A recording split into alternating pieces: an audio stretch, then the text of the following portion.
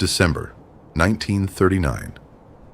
Deep in the forests of eastern Finland, temperatures fall to nearly 40 degrees below zero.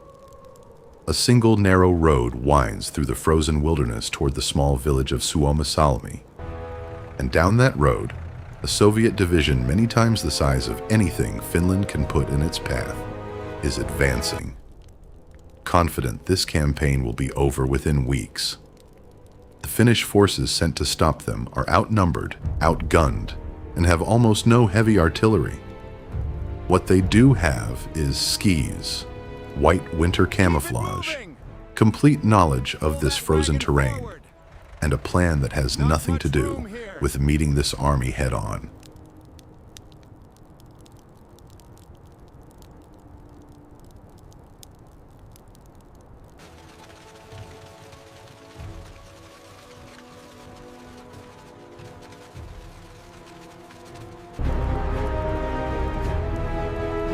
The Soviet column advances along the single road, its vehicles and troops strung out for miles through dense forest, unable to leave the packed snow of the roadway without sinking to their waists. It is an army built for open ground, moving through terrain that was never meant for it. Finnish ski troops, moving silently and invisibly through the trees on either side, watch the column crawl forward, vulnerable in a way its commanders do not yet understand. There is no need to fight this force where it is strong. There is every reason to fight it exactly where it is weak.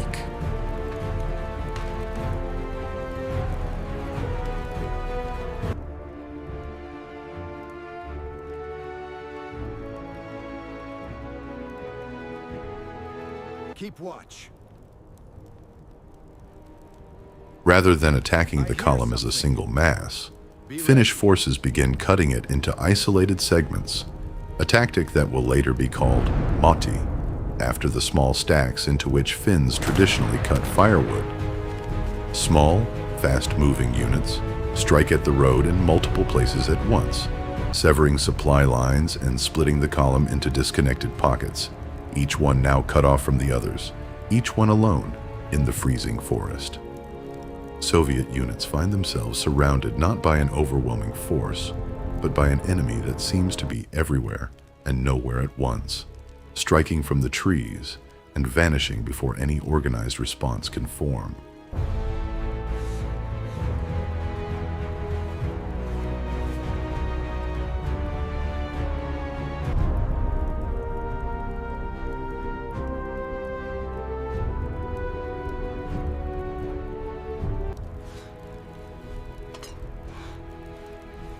Trapped in isolated pockets along the road, Soviet soldiers face an enemy at least as dangerous as the Finns, the cold itself.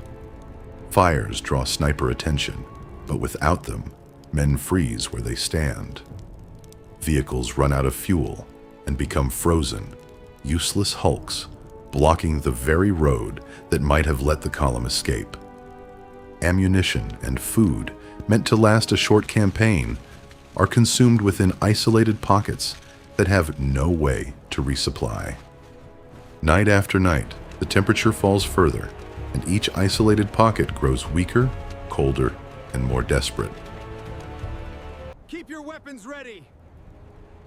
Drop your rifles. Move slowly. Don't make any sudden moves.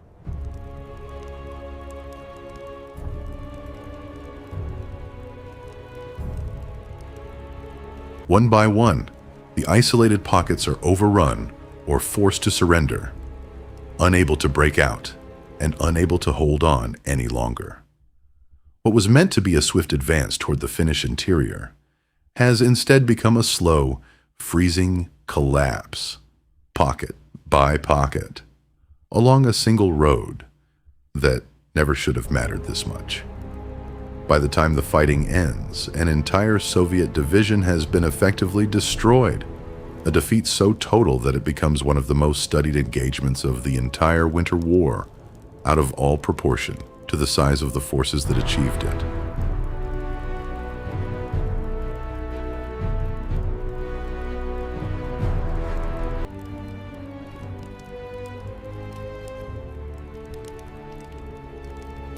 The Battle of Suomussalmi becomes a symbol of how a smaller, faster, better adapted force can dismantle a much larger one that cannot fight on the terrain's own terms.